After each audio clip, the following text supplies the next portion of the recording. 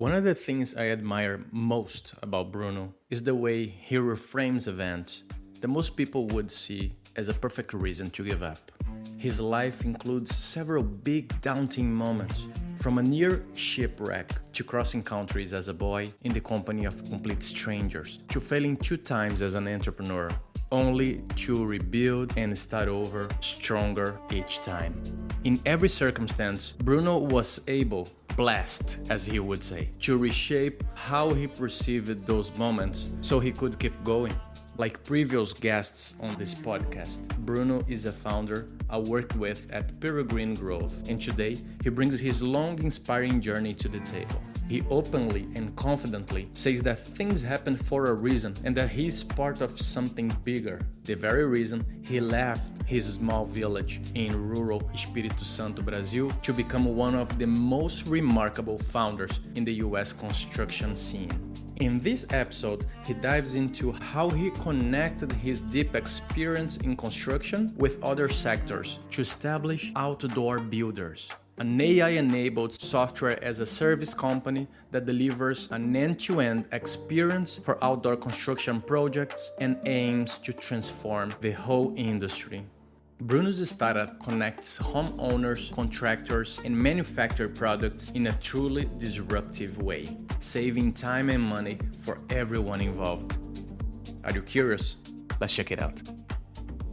Bruno, thank you so much for having me here. It's just a pleasure to be at your place. That's Thank you so awesome. much for having this time to talk about your business with me. Yeah, thank you, Silas. It's an honor to have you here, and it's amazing to see everything that you do and how you're really improving and pushing the younger generation. So it's an honor for me to be able to just be a part of your podcast. That's amazing. Bruno, you've been with me through EIG Founders, so I know most of your mindset and some of the tricks that you had to learn to overcome some obstacles, and I'm pretty proud of what you're building. Thank you. I would like to start talking about your experience. What led you to this very point? First question is, what is the first memory from your childhood or teenage years that you believe still comes to mind and influences the way you see the world today? I feel like growing up in Brazil, third world country, I realized that we grew up in a place where we didn't have much, right? But we're always happy. We're always grateful and thankful to God for everything that we have. We always had food because we're growing our own food. We always had, whatever we wanted, not in a financial way, but in the terms of surviving. We have food, we have a house, we have a place to be. So growing up in a humble place made me humble. It made me think about, wow, there is so much opportunities to help others that even though we don't have much, I always growing up seeing my grandma, and I think that's to answer the question is my great grandma, single mom in the 40s and 50s, 3 kids. She raised my grandpa and my aunties and uncles, and she got to a point where we didn't have much, but she always take care of people. She always was there taking care of people of the community. So that's my childhood memory of like, man, I can be a blessing to so many other people without even needing to have that much. With very little, she was able to serve. She was able to really take care of our place where we grew up. So I think that's probably the main reason why I have this mindset of being an entrepreneur and make a difference in someone's life and make a difference in the environment and the people around me. So I think that's what motivated me growing up, seeing my great grandma, even though we don't have much, but taking care of people. Now imagine here in the US how much more I can do. And we still do. We still, serve communities and people back in home. We support a lot of organizations out there, but it's like we want to make a difference in someone's life, regardless what that difference can be. But we want to show people that whatever they believe, whatever they want to achieve, it is possible. They might just need a little push. And that's why I think the way I think today. That is opportunity for everybody. Anybody can do it. You just gotta have a little push, and then you get there. Love this, Yeah, love this. And how you're so family driven, right? yeah, There's this big core that drives you in terms of purpose or and role, but connected to lots of other meaningful relationships, right? yeah. That's true. Which experiences do you believe led you to become a founder, though? Because one thing is to feel you integrated to a community and feel you can add little nudges to Yeah. have everything working well. Uh-huh. But the decision to become a founder is pretty remarkable, and I would like to understand how this happened to you. Tell me a little bit about your story or your original ecosystem, where the decision to lead a business of your own emerged. Yeah, this again is still my childhood, just seeing things. And my grandpa, which is my great grandma's son, Grandpa João, he used to be a guy that goes to the little creek by our city, and he used to get a shovel and put the sand outside the little creek and bring the sand to the city, I mean, to the little village that was growing. And he used to sell that sand for construction, for like to start building the Mhm. houses, right? How you were related to João? Who was him? So my grandpa, Your right? grandpa. Yeah, Cool. he's my great grandma son. So Okay. he's my grandpa, and my parents came over to the U.S. when I was young, and I stay with them, right? Mhm. So I was raised by my grandpa, my grandma, my great great grandma, Mhm. which is Grandma Nene, and yeah. So see my grandpa doing that. So in Brazil, there is this little horse cart that's like a little square box that you put in behind the horse's back, and then you carry weight, you carry whatever you want to carry, by using the little cart, and made of wood. And my grandpa used to have one of those, so he used to go to the little creek with the shovel, go inside the creek, take the sand out of the creek, and put on the little cart, and he'll take that to the city. And that sand, my friends, that's the main thing for a construction in South America. Here in the US, everything is built on lumbers and wood. You still have the concrete foundation, to build a house. But like in Brazil, the walls, the roofing, everything's made of concrete, right? So the main base is sand and cement, right? So my grandpa, today, I can tell you this, the 80% of our little town, little city now, that has about 60,000 people now. About back then it was very few thousands, but now it's like over 60,000 people in our little city. So 80% of the housing that's out there today, it was actually built with the sand that my grandpa brought from the little creek. Wow. So like that right there, it was like my grandpa is doesn't realize how much he has done for our community, for the environment around us. Wow. And talking with you, Silas, that really helped me realize early on when we started Mhm. that look around. Like you keep asking me, look around the environment. What is it that drove you to this? And I never really understood until like we started doing this together. Mhm. And that's actually what it brought me to memory. Like, wait a minute, my grandpa actually helped build about 80% of our little city by just providing the sand and the gravel and whatever, right? So by looking at that, I think that's where everything started for me. Just being like able to see that it's not only about the sand that he's taking from the little creek so we can bring to the job site construction. It's actually he's building our whole town. Like it's like, man, this is beyond than just a little cart with sand. It's like we're building something here. So I think everything started there when I started looking back, and even to today. Back then it was just horses and the little car, wooden cars. They has semi trucks, it has excavators, it has big. It's scaled up to a bigger size. My uncle uh, Jose is the one that's actually running that business now. And my grandpa retired, so he only goes for fun. But today he has a fleet of trucks, excavators, machines. He has a bigger scale thing now. But the humble early start really made me think like, man, I am like my grandpa. It's like we start with little here, but then I can see through my grandpa what the future holds for me. Wow, that's so inspiring. I just love this conversation. So I have two small questions connected to that. Yeah. First of all, what is the city you're describing that you grew up and where you witnessed? So this is so crazy, Silas. You're gonna laugh at this one. So we're right now in the San Francisco Bay Area, right? I'm Mhm. over here in East Bay, and my hometown, believe it or not, it was called the Bay of San Francisco, Barra de São Francisco. So it's like, what in the world is going on here? What? So yeah, I was born and raised in a little city called Barra de São Francisco in Brazil, in the state of Espírito Santo. Mhm. And but that's where everything started with me. That's where I was born. That's Basically predestined to yeah. that, It's right? like God showed me the destiny, and this is the destiny where we're It's living very, right now. very, Straightforward. very easy to follow. Yeah. So I just love how you are unfolding that through our work together through Peregrine Growth and EIG.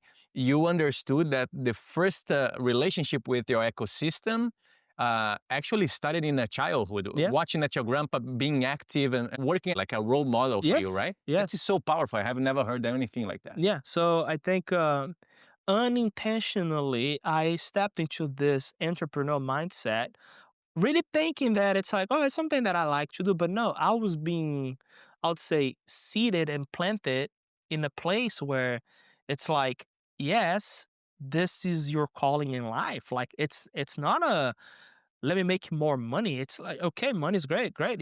Money is just a reflect of your input and how much you work for it.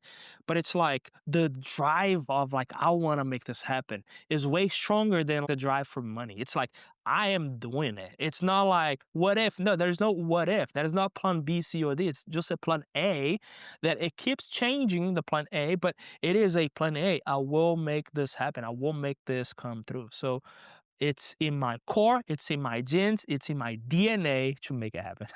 Beautiful. Yeah. I just love that. Like hands down, definitely. Yeah, you nailed. So my next question has to do with something that's very important to me when I talk to founders. I embrace the belief that trips, there's something some people call magical, some people call spiritual. I believe there's something indeed supernatural about the fact that we learn, grow, expand, we connect, we basically overcome different levels of obstacles by traveling. On that note, I'd like to ask you, what was the most meaningful trip or change of territory, and here I'm talking inside or outside the US, for your worldview or business perspective? You know a little bit about this, but my parents came over to the U.S. and I was left behind with my sister, my younger sister, and with my grandparents, and which I loved and I learned a lot, and I do have a lot of respect for them. But not having my parents around kind of make me a little tough dude, growing up, and now it's just my sister is the only blood related sibling that I have next to me. My parents are already here. My older brother was already here. And then one day my parents basically called my grandma and said, "Yeah, it's time for you guys to come over to the US." But I didn't know how everything was gonna unfold. And I was like, great, I get to see my parents again. So my sister and I, we're going together. I'm not leaving her behind. It's both of us or none of us, right? Little did I know that the way we're gonna come in, it wasn't through the regular traditional way of getting a visa and getting a plane and out here. Today, when I come into the US, it's so easy. Like, within 30 minutes, I'm out at the airport, right? But this journey took me 21 days, Silas. Wow.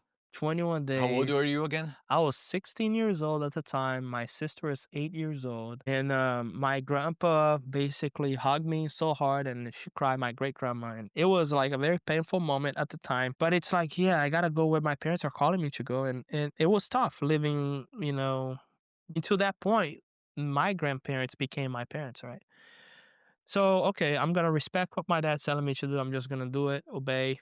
Ephesians 6:1 talks about obeying your parents. I'm like, I'm just being obedient to what my dad's asking me to do. So, all right. So we jump in a car.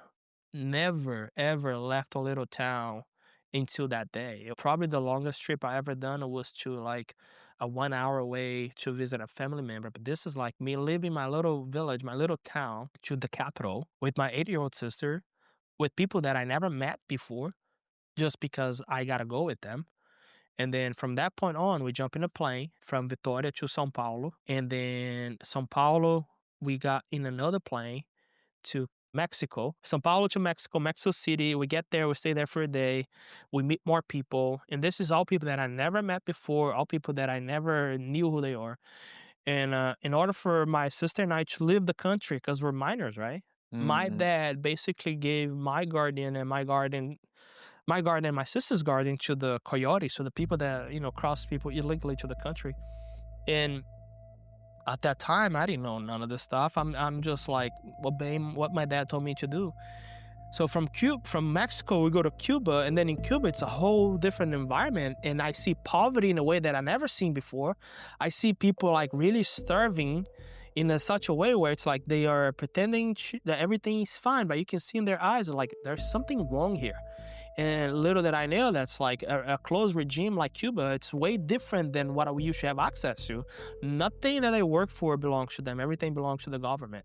And I was asking the people that was there, like, so why they're lining up in front of the ice cream shop? Oh, today's the free ice cream day.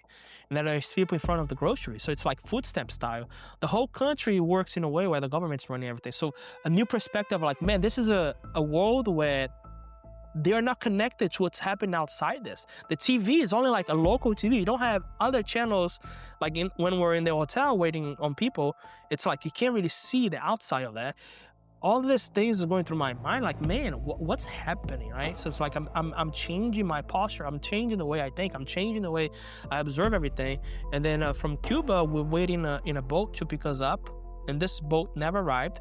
We have to change island, went from Cuba to Bahamas, and then in Bahamas, Nassau, we're there for another week, waiting on people, and then finally a boat arrives, and there's a lot of details. I'm just trying to, resume as much as I can, but we jump in a boat and then we sail towards Florida. I don't recall where we landed, but in the middle of the sea, the boat stopped working, water's coming in. It's like a movie. Like, I remember helping the guys taking the water out. It was like very, very dramatic. Hurricane season, it's January of 2007, and it's like crazy, right? And the next thing I know, I fainted.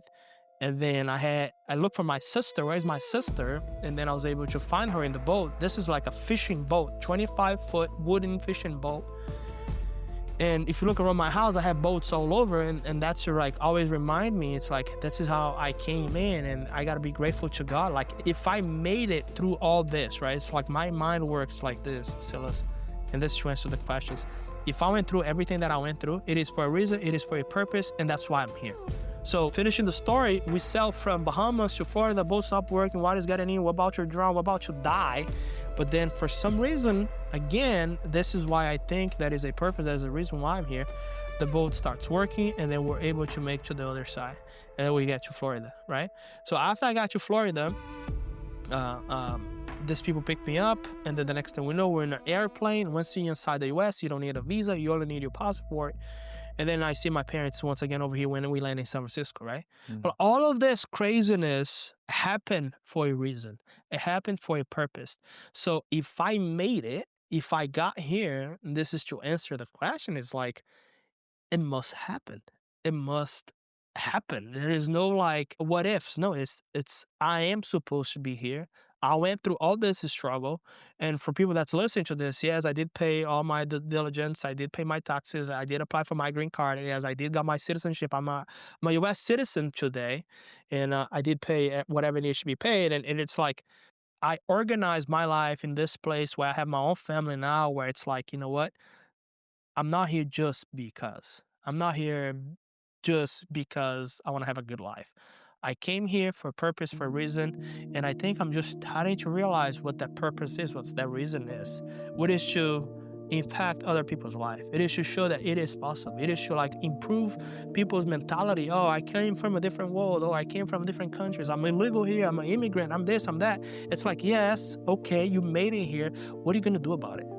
Are you here just because you want to milk the cow and leave? Are you here because you want to really make sure that your dreams and everything that you plan, everything that you dream, everything that you want to be, it's the promised land. This is like the place where people want to come here because it happens. So I feel like the message from this passage that I went through is, I am here for a greater purpose, for a greater reason. And whoever come into this country in a way of like, you know what, I want to be in a place where I can have opportunities. This is the place. This is the place of opportunities. If you work hard, you'll get it. And that's exactly what I'm doing right now. I'm getting it. I'm getting it, right? So I know we went a little bit strong on this, but I think it's very important for people to understand that, man, it is possible. It is possible.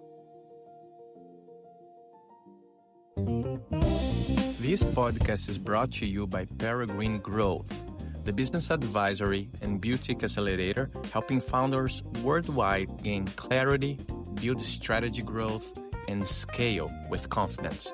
If you're ready to level up your business and join a global community of founders on the rise, visit peregrinegrowth.com and apply today. Now, let's get back to the episode. That's fantastic, Bruno. And thank you so much for opening something so personal. I'm curious about the impact component of what you do, and I'm welcoming anything that you want to share with us related to that. I would like to ask you if you happen to have any story about any moment that you realize that what you do through your business improves people's lives. Do you Yeah. have any story that you'd like to share? There's many. I'll just put it like this. I used to be one of those guys who see standing at Home Depot and waiting on people to pick me up, to go to work. And that right there, it's a big problem that needs to be resolved, and no one ever thought about how to resolve that. So, like, I want to start by just bringing everybody that's listening to this mindset of like, wow, and I never thought about those people that stands over there at Home Depot. And those people are usually immigrants. They are usually people that they're not asking for any benefits. They're not asking for a better pay. They're not asking for a day off. They're not like you show up there, it could be 100 degrees outside and you ask them, you want to come and work? Sure, how much? 20, $25 an hour? Sure, let's do it, right? They don't care. For people who got no idea what you're describing, how would you say that this works? Like, what is that? So basically, imagine that some people are trying to do a weekend job, right? Let's say they want to do a decking or they want to fix their fence, they want to clean up the yard, whatever, right? They go to Home Depot to purchase a material, maybe it's an equipment to take care of that, whatever task they're trying to get it done. You're always gonna find people standing in front of Home Depot, and those are like regular laborers, people wanting to work. And like I said, I used to be one of those guys, just waiting on anybody to pick me up, like whatever you need, like whatever is related to construction, I can help you, right? So even though there's a lot of discrimination towards that, people like that, some people don't like that. I feel like anybody that's out there standing there willing to work regardless, they're here to make a living. So that's the type of people that's waiting on an opportunity. They're waiting on a chance. They're waiting on a let me show you how much I'm worthy. It's not about the dollar signs. About like, hey, I'm more than just a labor. I can help you with whatever. So I used to be one of those guys, and I got picked up by different guys, and I learned different tasks, different constructions, skills, and interior construction, a little bit of plumbing, a little bit of electrical, sheetrock, flooring, whatever you name it, and anything construction, I have touched my hands, and I know how to do it, right?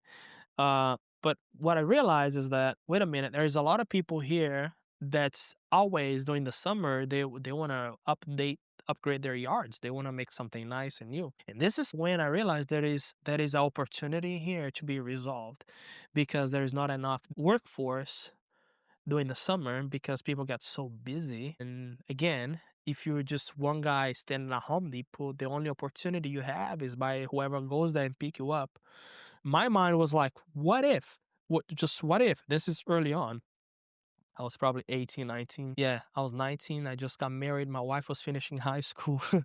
And then like, okay, I'm married. I gotta provide I have a wifey now, and she finished high school, and we're like just struggling. And I used to live with her mom's, and her mom's her bedroom that she grew up in. I usually sleep there with her. Like that's after we got married.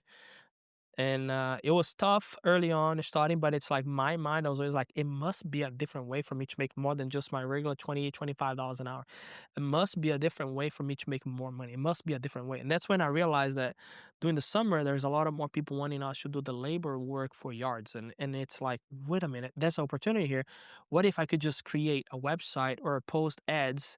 Maybe I can get more jobs. I don't need to be standing in front of Home Depot. I'll place an ad and then people contact me and then we'll go from there. So back in the days, Craigslist used to be our ChatGPT, used to be our Google search.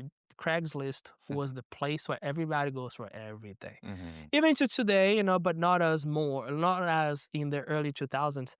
And I remember posting ads on Craigslist, kind of, I'll clean up your yard, I'll do whatever. And like my minding already thinking as an entrepreneur, like how can I improve and maximize this? So I post ads, people reached out, and then I'll go there and talk to them. And sure, I'll clean up your yard. Until then, it was all about the easy things, clean up a yard, fix a board on the fence, fix a deck that was damaged. Easy tasks, nothing too complicated, right? Anybody can do it. And I was young, willing to work, never afraid of work. And that's when one day I was fixing someone's yard, and this is the turning point, the turning key when I was like, yeah, I love this. As I post this ads, I create a list of clientele. So I had contractors calling me, hey, Bruno, can you come and clean up my job site? So I start creating a relationship, and they always ask, what else you do? What else you do? Like, whatever you want, I can get it, I'll get it done. Even if I don't know how to do it, I'll figure it out. And I had this guy, Alex, still a really good friend of mine, or this is probably my first contractor that I ever had. And Alex basically said, hey, I have a job going on over here. And he saw me working for a different guy. and laying some pavers down. And this was through a different company that today it's a competitor, but they're friends. And Alex asked me, "Can you come over here? I have a house in Pleasanton that I'm doing a remodeling inside, but there's a lot of outdoor work. I know you're good in cleaning up and fixing things. And then you talk with the client. If she wants to do anything else, you deal it between you and her." Until then, I had no company. It was just me, going there. And I'm not handyman. I'm not like a contractor or anything like that. I'm just cleaning up job sites. And this is the moment where everything turned because I'm there cleaning up. I finished cleaning up the yard. And then this lady comes to me and say, "Yeah, I wish I could do my patio. But my patio, I had a company coming, which is this bigger company that's a competitor today, and they charged me $45,000." And the minute she said $45,000, I started looking around and I start calculating in my head because I used to work as a subcontractor for that company on the side too, So it's like I I used to rent a license from someone to work under this company so that way it's all legit and legal. And then this company went there and I know exactly how much they would pay me to do that job. So a I assume job, it's not 45,000, not it even was close. gonna be like $7,000 to $8,000 to do that Right. job Mhm. based on their price, right? Mhm. And when this lady say $40,000, and I'm like, that's a lot of money. It's a lot of money. And I told her, well, I could probably help you. And she said, if you can do it for $40,000 or less, the job is yours. And then this is me as a sales guy. And like, well, 40 is kind of like, uh, um, right at the margin. I can do for 42,000 and a half. And she said, "You know what? I'm all about supporting small business, and you're gonna be someone that I'm gonna be supporting. So I don't mind paying the extra dollars for you." She dropped to like 41, and I say 41.50. So it's like 41,000 and $500. That's exactly how much it was. Because I asked for 42 and a half. She said, "No, it's too much, 41 and a half." I'm like, okay, great. Sure, I'll help you. You're really picky. Huh? Sure, I'll help you. Just Right. because I can't really show it to her that I'm like freaking out inside. I'm like, Right. man, it's a lot of money. I never seen this much money in my whole life. And very, very cool lady. I'm very thankful to her until this day. And I told her this story before. She was laughing at me and like she knows my story now. But the minute she said yes, I was like, oh my gosh, I don't have a company. I'm just a handyman. And she's willing to pay me 41,000. She just met me. How is this even possible? I believe in God and I believe that God had everything planned out and he's just surprising me at this moment, at this point, right? And then I was like, great, I can start tomorrow if you want to, get going. I'll be here tomorrow. She's like, sure, let me get you some money. So she goes inside, comes out with $20,000 in cash and she hands it to me. Here's the down payment. I'll pay you the rest when you finish. Again, this would be something that'll cost me $7,000. She's willing to pay me 20 grand up front, just like that, cash. I was like, oh, okay, thank you. Do you need a contract or anything? She was like, no, it's fine. You work with Alex, so I trust you. Just like that. So many lessons in that, right? That. Yeah, opportunity. You put Just- yourself out there. Yes. Right? In her case, you work first, and then the opportunity Exactly. arrive, right? Yeah. Because you clean I the was cleaning patio. up the yard. I was finishing up, and I was Right. like, "Hey, can you pay me my $1,300? That's how much we agree on it." Wow. And that's when the conversation started. Yeah. And then I was never afraid. I didn't know what I was doing, but I know I can get this job done regardless. That's all. Like I know how to do this, and I know exactly where to purchase the material. I know exactly how to get it done, so I can do it. I'm capable of doing this. And long story short, went up doing that job, and then she asked me to do her friend's house, and then her friend's house, and then she asked me to do her daughter's house. Then I did her daughter's house. So it's like it became a multi-business just like in a day. It was amazing. That was the first year that I made about $150,000, $180,000 in a year, and a 19-year-old making that kind of cash is just unbelievable. Back then, someone worked with their bare hands, be able to make that amount of cash at 19, it was like something that's unbelievable, right? So that was the turning point when I was like, you know what? I'm a business. The following year, fair enough, I'll go ahead and I open up a little business, and I'm like, this is exactly what I'm gonna be doing now. There is demand, there is a necessity out there, and there is not enough workforce to get it done. There was two big players. This guy is one of my competitors right now. I keep saying that. I'm not gonna say their name. I don't want to promote them. They're friends, but I don't want to, bring them into this conversation. But there was like two bigger companies that was doing kind of similar what we're doing, and it's like if these guys are giving me 3, 4 jobs per week, that means there is a lot of demand on them. That means if they're able to charge someone 40 grand to do a job that's going to cost them less than 10, that means they're making a lot of money. And that is an opportunity here. And the workforce, it's open to anybody. Anybody can come and do whatever they want to do. It's not just locking a place where, no, you can't because this guy's are the ones running the show. No, no, no, no. Everybody has opportunity to do it. So legitly, what is the first thing I got to do? I need to open up a business. And that's what happened the following year. I opened up a business and then I started learning about laws. I thought it was just about opening up a business. Now that I'm a construction business, I can do whatever. I ended up doing a job for a guy. This is like a year later where he never paid me $80,000. And then at the time I was illegal, but I was with a legit company, but I didn't have a license. So in order for you to be a legit business with a license, you need to have everything linked up. So I only had the business thinking like, I'm a business, he has to pay me. I didn't know anything about licensing or any type of like special insurance. I went to this guy's house. I worked there for 3 months. And then the last thing he says, like, I'm not going to pay you. You're not a legit business. You're illegal. You're this, you're that, you're that, you're that. Discrimination out the door. And Wow. that kid really. But the work you did, I'm sure he was happy Oh, to yeah. keep it, Into right? this day. I drove by probably like 5, 6 years ago. And I was like, oh, let me go check this guy's house. It still looks the same. It looks amazing. This is over easily $120,000, $130,000 job. And I did it for him for $80,000. And I never got paid for that job. But that didn't stop me. But that was just a learning lesson. What is it that I need to do that I will never let anybody else take advantage of me like this? Like, I never went to my wife and just cry, cry, cry, which was very tough. And she was there for me. She was there like, you know what? Let's just get it through this. What is it that we need? And she pushed me. My mentality was like, yeah, he's right. I mean, I'm just going to close everything. I'm illegal, I'm this, I'm that. And my wife's like, no, no, no, no, no, no. You in this country, we work on your paperwork already. We keep pushing through. We're gonna get to the other side. So what I had to do, I had to borrow money, pay all the laborers that work with me, because I had no money, because this guy was supposed to pay me.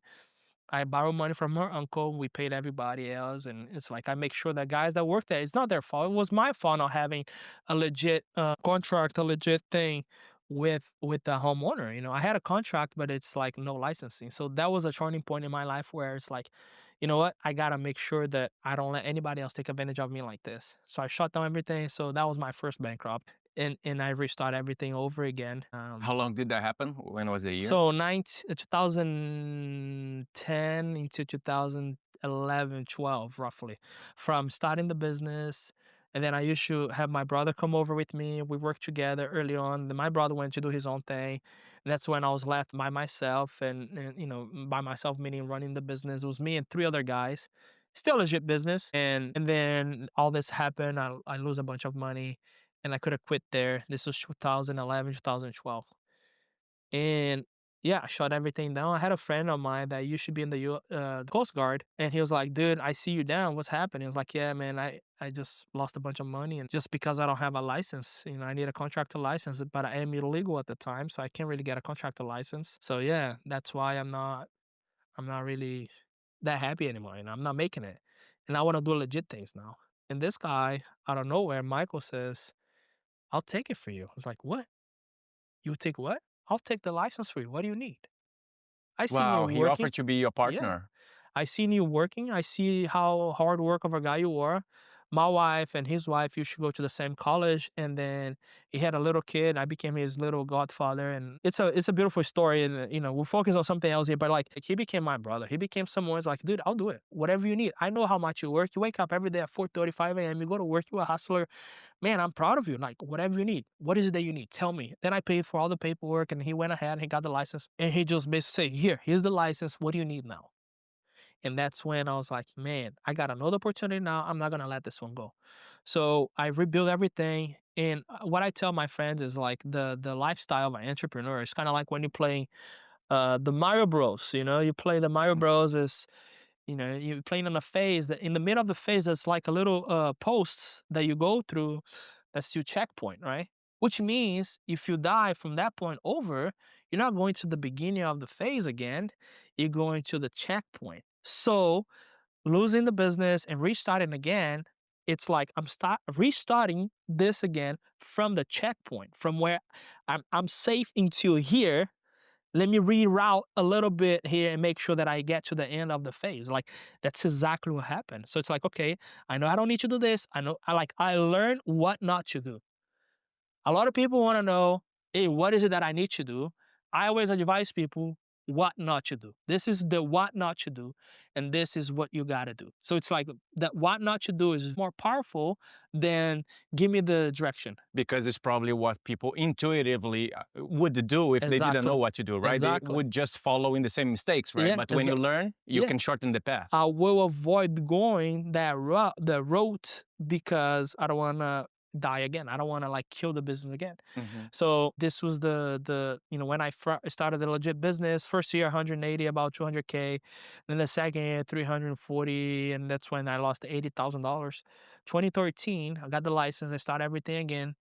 At 23 years old, I made my first $1 million in sales with a legit business. So now we're in the game. So now I know what to do. So now I know what to avoid.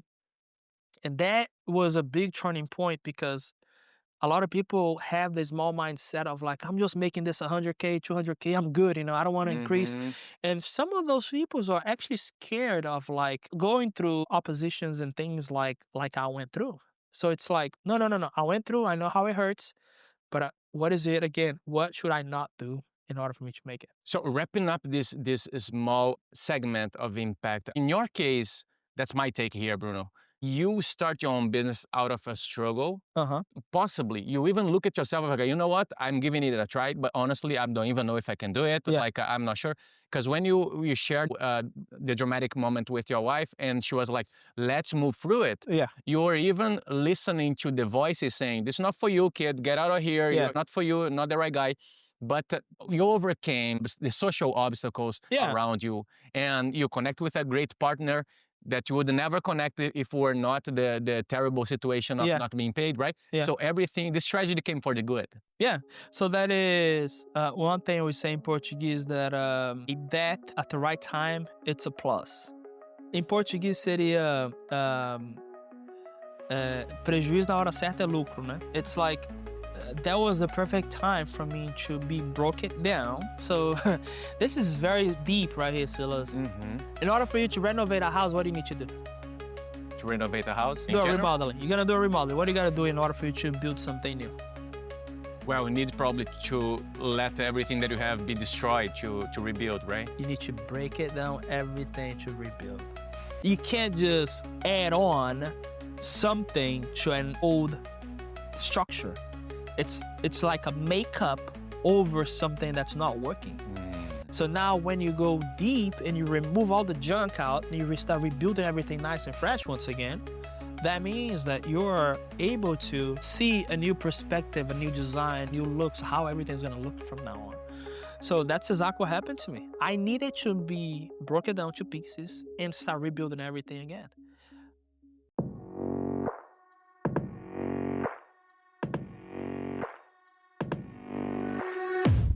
Hey, Silas here, and I'm quickly jumping in to ask you a small favor. This podcast is brand new, so it means a lot if you subscribe on your favorite platform so you don't miss any new episode as soon as I launch them. And if you can, please like, comment, and rate it, which will help not only keep you up to date, but also let my show reach more people. Thanks for being here. Now let's get back to the episode.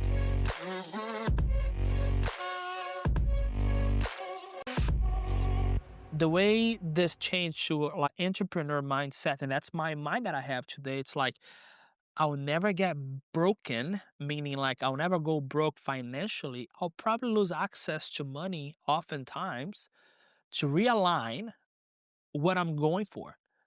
People get so scared of like, what if I lose everything? What if you make more money? What if you like grow more? What if you go 10, 20 steps higher?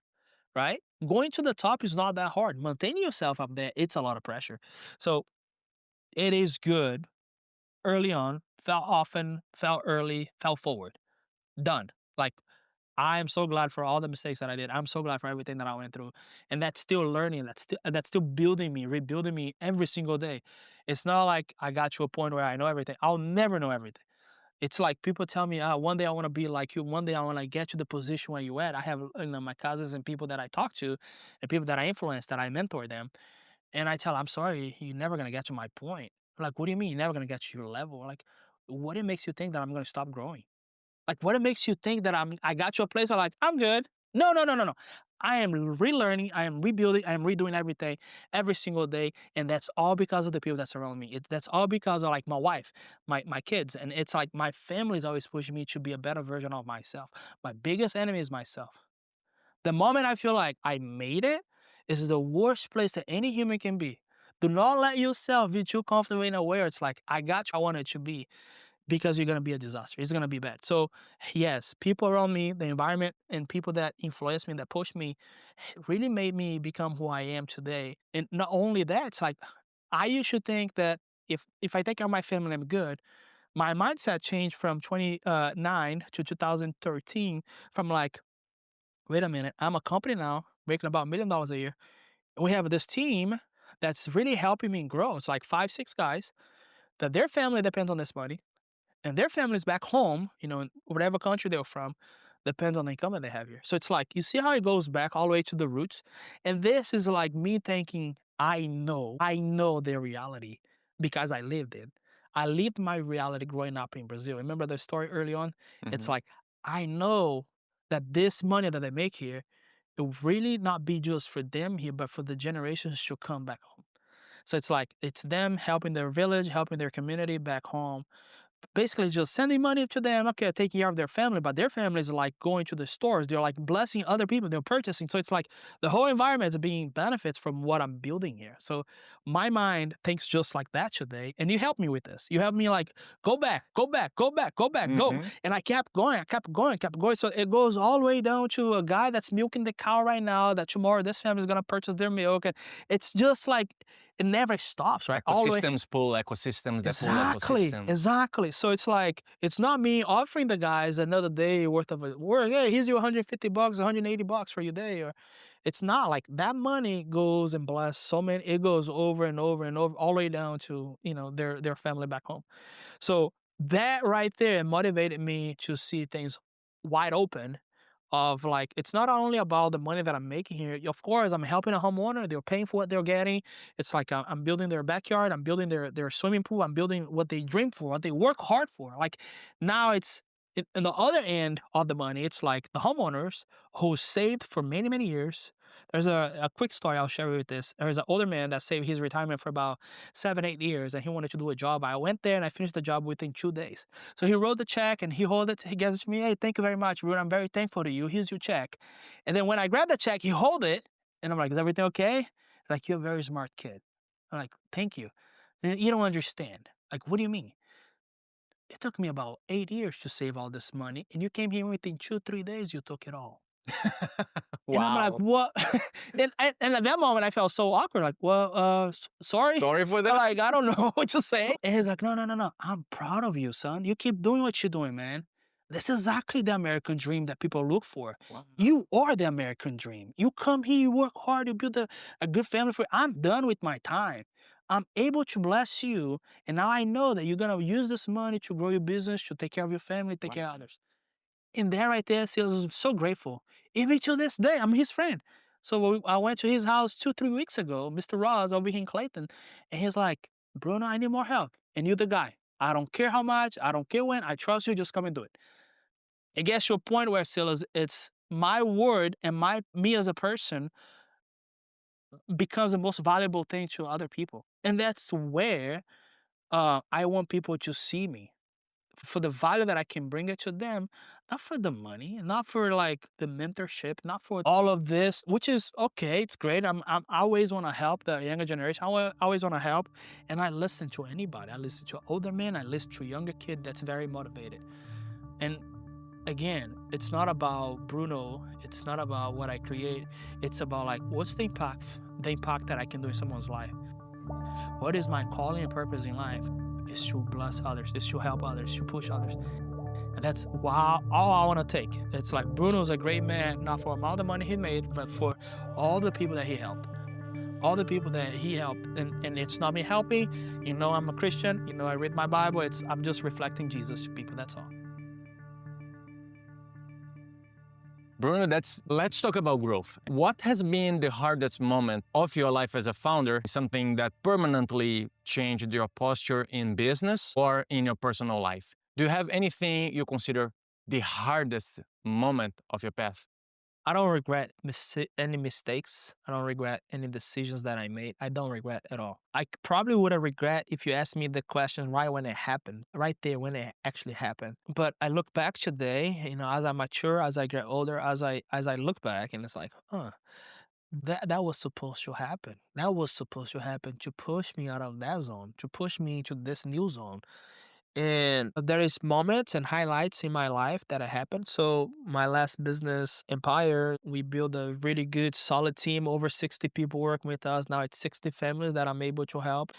The environment just keeps growing, like of whoever I'm helping. And now we have suppliers and we have events and we have so many things happening. I became a pop star in the landscape hardscape industry, right? I'm getting invited to podcasts. I'm going to places. I'm sharing about my company, how I went from 0 to 8 figures a year. And people want to know how I build, how I did and all that. So yeah, I grew up a business, from 0 to 8 figures. So right after the company with Michael, unfortunately, because I do have a good heart, people took advantage of me and I ended up getting sued. And that was my second time that I bankrupted and I closed everything. And then I built Empire 2018. So I went from 2013 to 2018, 5 years with ProPavers company. And from that point on, it's about avoiding the mistakes that I did it before. So now I know what to do. I know exactly. And then, bam, I go to this mega business with a lot of people involved and all this. And we're doing 150, 160 projects a year. I did Klay Thompson's house over in Oakland Hills. I did a lot of celebrities' house. I did people with money's house. I did, the regular humble $5,000-$7,000 projects. I did everything. So it's like I made it, in other people's eyes, it's like, yes, you made it to the top, but the pressure to keep up there, it is so hard. It is like, I don't want this. I want peace, right? And I did scale down the mountain. I was like, you know what? I got to the top of the mountain, but you know what? It sucks being here this whole time. So I came down halfway up the mountain again, the checkpoint mentality of Mario Bros, right? It's like, let me restructure something. So I ended up letting Empire go. I exited the business. And then when I was at that company, I realized that the industry is changing. One thing that people don't realize many, many times is like they try to use old school strategies to run a new generation. It is a cycle. You can't apply what used to work for you 10, 15, 20 years ago in today's date. Otherwise, you're going to stay behind what everybody's innovating with, right? Right now, we have AI technology. It's innovating. It's this and that. And this is the turning point where I decided to start the business that I'm in today, which is all AI related. I took everything that I learned from Empire that I built, and I realized that a lot of clients are wanting to have 3D images right away in order for them to sign a contract with you. And today, you go to architect or landscape designer, they're charging you about 1,000, 2,500, 3,000. I've seen designs up to $25,000 just for landscape design. And, you're talking about Arterton and Mellow Park, mansions, big houses. But I seen it, right? So it's like you design something, potentially hoping that you close that deal. And I did that many, many times where I would hire someone to do a design for me. I'll go present to the client. The client would say, oh, I love it. I'll keep with the design, but I don't want to do the job. I got someone else to do it. I was like, but I invest all this time and all this money to do a design, and this is exactly how you're going to react. It's not fair. But they're like, well, I never asked you for a design. You offer for free. So it's like, okay, I got to change the strategy. So I start saying, now, it's a free design, but you got to do $1,000 deposit because that will at least, save my upfront cost to get a design done, and then we organize based on the client's budget, 20, 100, whatever amount of money they have as a budget, 20K, 30K, 50K, and then we'll do the design based on their budget. And then a company started that was exactly duplicating what I was doing. So I joined them. They asked me, hey, could you be a contractor? We send you a bunch of jobs. So I was the number one company with them for 3 years in a row. I was doing about $3 to $4 million just with this company. And they were an architect design company out over here in Marine. But their model was like, we'll get you the client and we'll design it. And then you executed the job and you give us a cut, like a 5-7% rebate. And sure, whatever, you give me the job. Yeah, the job is yours. It wasn't always like that. It was like a lot of faults here and there. And then I was like, this is a great opportunity. This tech company that don't know how to do the actual job, they just know how to do the design, needs my help. And they're absorbing all the data that I'm giving to them in order for them to improve their business. In my mind, I'm like, what if, just what if, I could just do that myself? But again, doing a 3D design will take about 3 to 4 days. So I went to Brazil and I hired a whole company to just do design for me 24/7. So again, remember I told you I was doing about 150, 160 projects per year. It's all about numbers. In order for you to close that amount of money in the landscape industry here in the Bay Area, you need to bring in at least 800 to 900 leads per year. That means it's about 50 to 80 leads per month in order for you to close that. So, which means it's about 2 to 3 leads per day, Monday to Friday, depending if you want to go on Sunday or and Saturday, right? So I have to build a system of sales guys, project manager. So that's when I start building the whole company. So now I invest a lot of money on Google. You want to know when you're investing a lot of money on Google is when they start sending you like NBA tickets. Hey, here's a free ticket. Yeah, sure, it's free. Here's a free ticket for you to watch the Warriors. Here's a free ticket for the Sharks, whatever, And it's like, man, if Google send me all these gifts, that means I'm spending a lot of money with them. So what can I do to minimize my cost and improve? So again, it's all about numbers.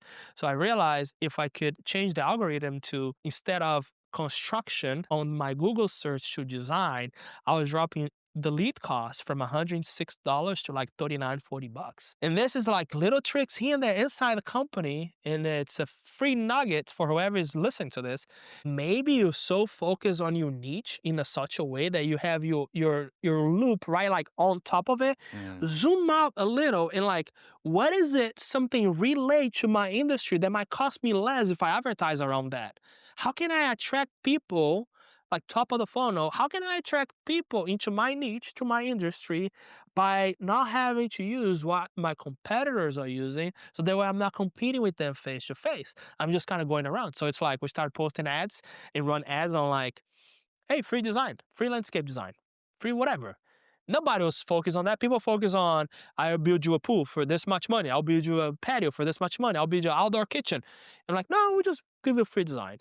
And then it was no competition at all. So now when people go on Google and they're searching for a new patio, oh, free design ad right here. Oh, free design. What do you mean free design? And then they'll click, they'll come into my website, they'll fill up their names. And again, I hire a whole company in Brazil to just do the design. So I drop my cost from $500 to $1,000 per design to like $100, $80 per design. So now, even if those clients just deposit $1,000 as original fee, because we said with this $1,000, once you convert into a contract, it's applied towards the project already. So it's a free design. If you say, no, I don't want to do the job with you guys, at least I'm making $900 in profit. Got it. Got it? So it's like I'm covering my upfront cost right away just by having everything focused on something else. Now, if you say yes, okay, now we get a whole job, $150K job, whatever.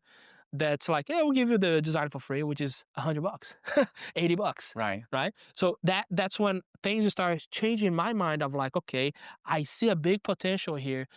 What if I could create something that's faster enough where I don't depend on people to do the design for me? Because Brazil, it's available for me anytime.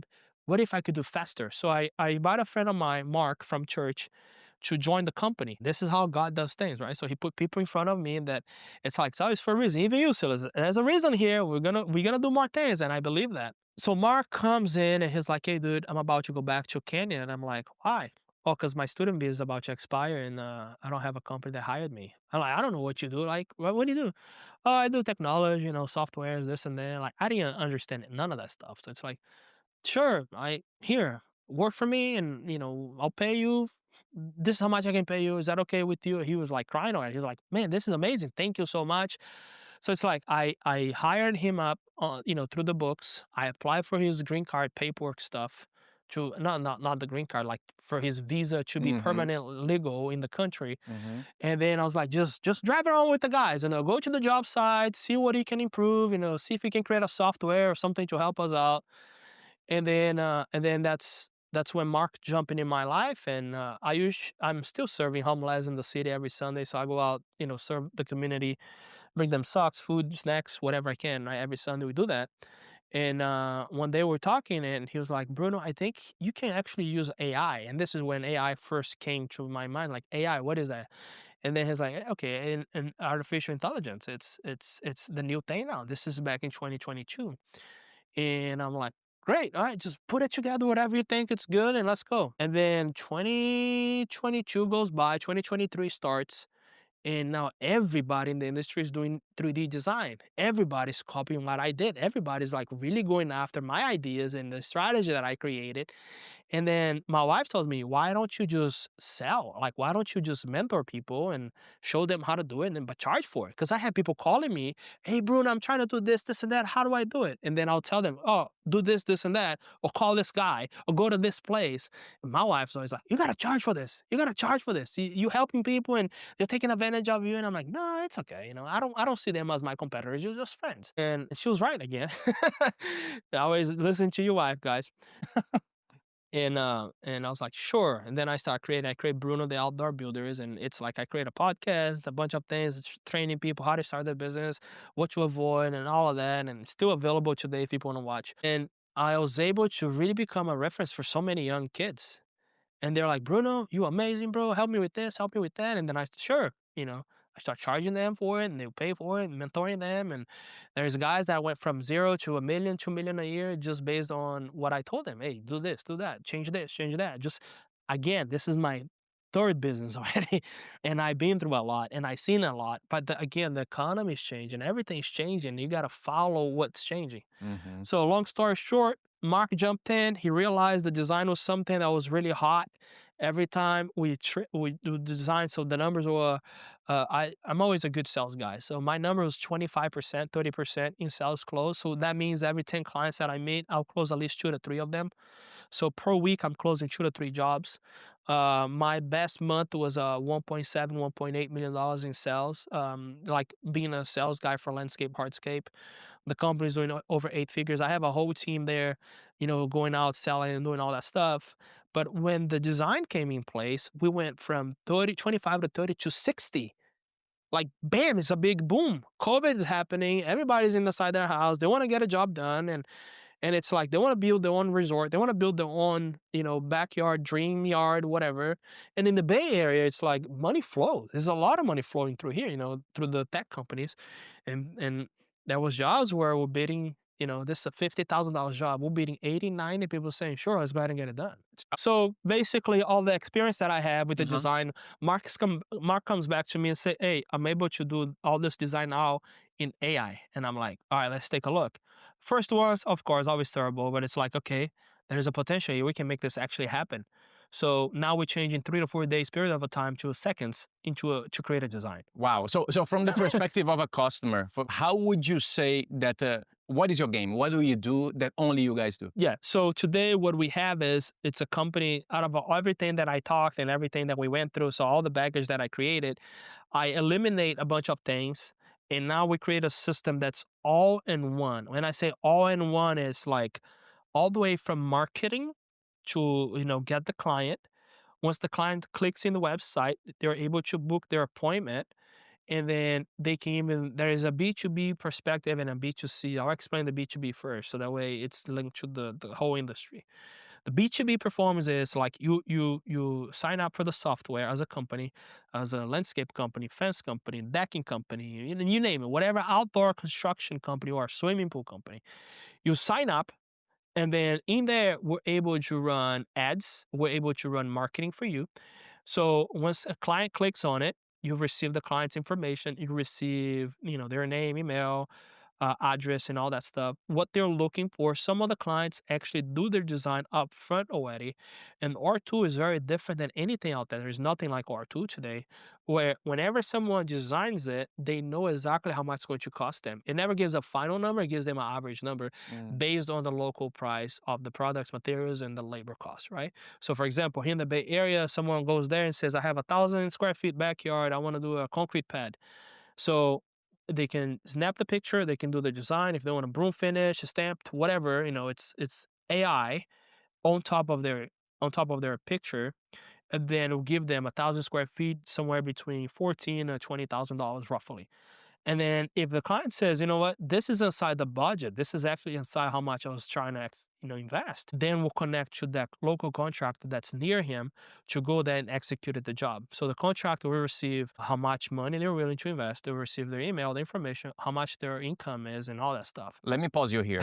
So far, and you haven't even unfolded B2C. No. So far, you give the power back to the client. Yeah. He manages what the other professionals would do in the past, but now he's 100% in control to tell what he wants. Yeah. Next, you basically Uberize the performance. You bring almost like an Uber of contractors. You connect to the client to just get it fast. Yeah, is that right? To get it done. Yeah. Let's move on. Let's say if a homeowner says, you know what, I don't want to mess with the design. I don't want to have to deal with this. I don't know how to do it. Older person, someone that doesn't like to do the design. The contractor will receive that information. He can go to the job site. He can snap a picture on their iPad or their phone. And then the same way that we're talking right now, he will ask the client, so what do you want? The client wanted a concrete pad, a stamped concrete pad. So he will snap the picture with his phone, select the area, like this is the area where we want it. The design will do the concrete pad, and the client gets to see exactly how the job is going to look like up front within seconds. And the money is also clear. Like he knows exactly the budget, everything's clear. He already knows exactly how much it's going to cost and all that. So now if they want to add more things, they can just keep adding to the photo, to the design. You can add whatever you want to add it to the design. You can remove whatever you want to remove from the design.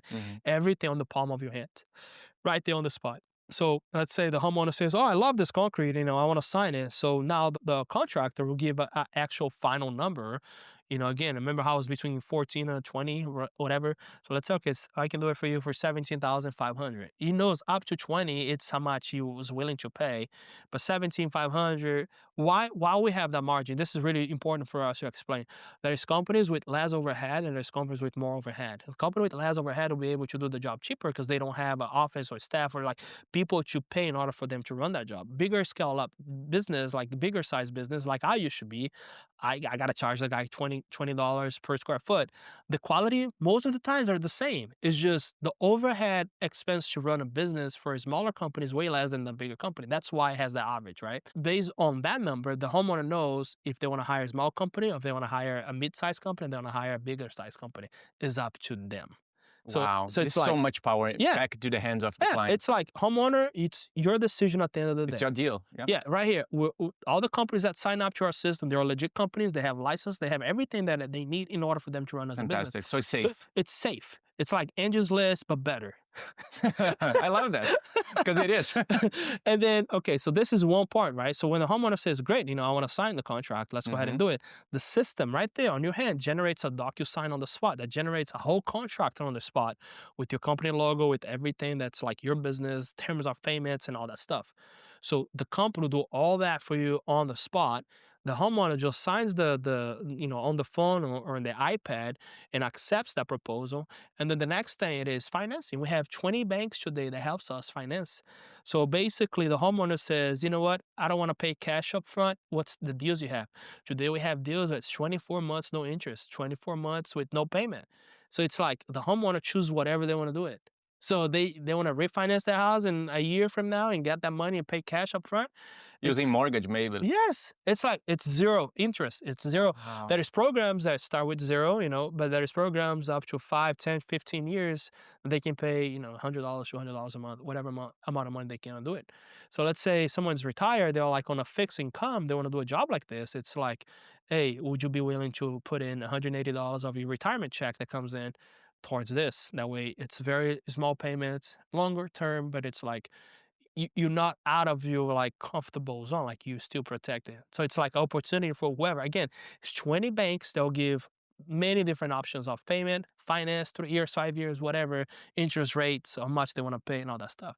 So it's like all the way from booking the appointment, designing the job, sign the contract, financing, and then once the contract is signed and they select the terminology of payment, that whole order of whatever product they're using, maybe they're using pavers, they're using fire pits, they're using outdoor kitchen, they're using an umbrella, a couch, everything that's in there, it's already linked to a local supplier that will send the material over to your house.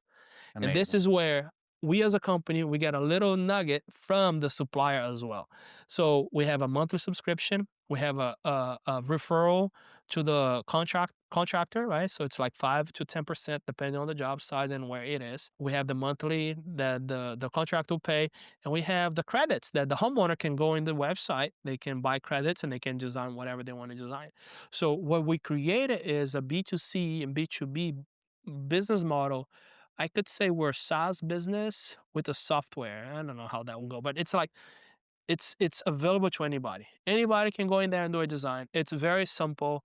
We linked all the designs, every product, every image that you see, it is linked to a physical product that exists.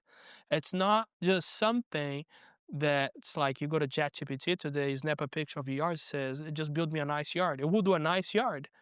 But it's like, where do you get those products from? Where can you find those products?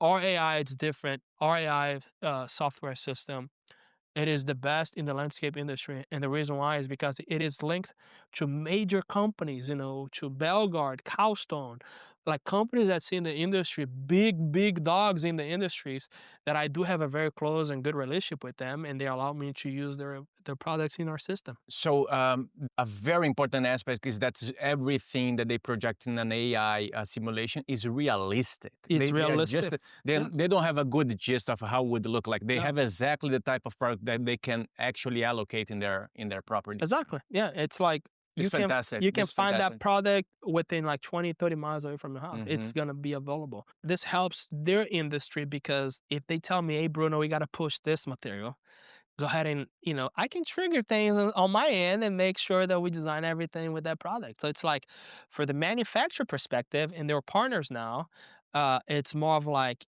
I'm helping their industry as well. I'm helping the homeowner and I'm helping a contractor. So I'm creating a business where I'm just the middleway guys. I'm just connecting points. I'm the B, connecting A to C. I'm just the B guy. Okay, what do you need? And that's exactly the first mindset that my wife had. It was like, you are connect with a lot of people and you know a lot of people, and I'm very sure that people pay you money just to be their connection. And this is actually happening right now, which is, it's true. It is exactly what's happening right now. And I don't have the headache of executing the job anymore, which I love it. I love jumping on the tractor and doing all that.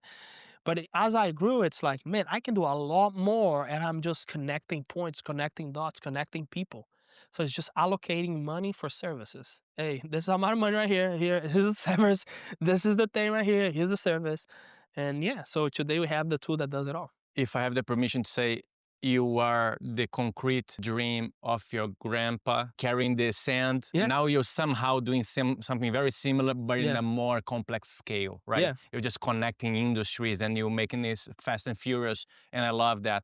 So Bruno, thank you for the beautiful view of what your business is doing. And there's so much potential. It's so interesting to visualize this with you. Let me ask you a final question here. Thinking of all the challenges that you went through to be here, if you had a final message or if you have a current message you'd like to share with those listening to you today, what would that message be? I would say believe in your dreams, man. Just go for it.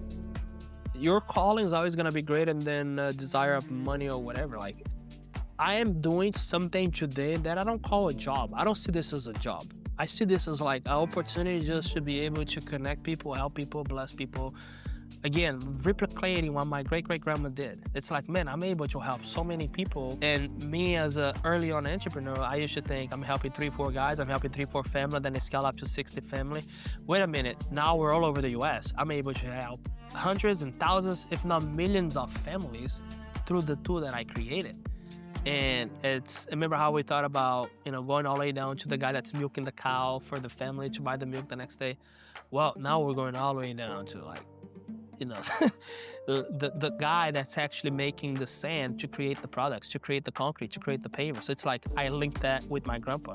I'm helping someone that needs to wake up tomorrow at 6 a.m. to drive a truck with that material. I'm helping a guy at the gas station that's gonna have. So you see how it goes back. It's a lot more. So I would say that the message that I have is like I'm honoring my grandma and my family legacy by just being a light into other people's life and just being able to help so many people. I love it. It drives me happy. It makes me feel that I'm a part of something greater than just myself. It's not about Bruno. It's about like, man, look at this. We're able to generate income for so many different people. We're able to help so many different families.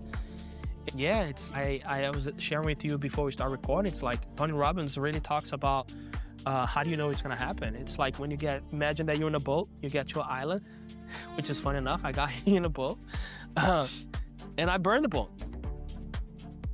The only way I know it's gonna happen is because there's no way out. There's not just a plan A, B, C, D. It's just a plan A that it needs to be constantly changed, oftentimes. Change and change and change until it calibrates in a way where it's like, okay, I think this is the plan. I think this is the A plan that's gonna happen. So that's the message I want to leave out there, and the legacy of my grandpa and my family that I'm just carrying here. My grandpa was able to help about 80% of our city, maybe more than that. And here in the Bay Area, I have done over 1,000 projects with my bare hands. Not talking about just jobs. It's like my own hands. And I can't wait to do 1 million. I can't wait to do 2 million, 3 million, 5 million, 10 million. And that's my mentality. I don't shoot for a very close shot. I shoot long shot. And yeah, that's where I want to be, and that's where I want to get. I'm Silas, and this was an episode of the Peregrine Growth Cast, your podcast where founders, investors, and explorers share stories about business, travel, and meaningful living. Experience, impact, and grow. Visit peregrinegrowth.com and apply for EIG Founders, my accelerator program designed to transform your path and business. See you next time. Talk soon.